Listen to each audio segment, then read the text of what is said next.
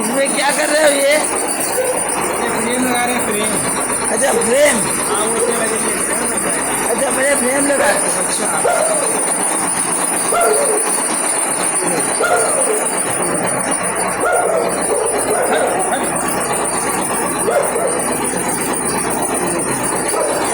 क्या नाम है तुम्हारा? हमारा नाम आतिफ है, आतिफ। अच्छा अच्छा देखिए ये सफेद कपड़ा का है ये कागज है, कागज। कागज। ये कागज में लगा रहे हो? ये इसमें लगाते हैं, सुई में जो है छेद ना हो कपड़े में ज़्यादा। हैं? जो सुई छेद करती है, छेद, हाँ। वो कपड़े में छेद कम होगा, ये लगाएंगे।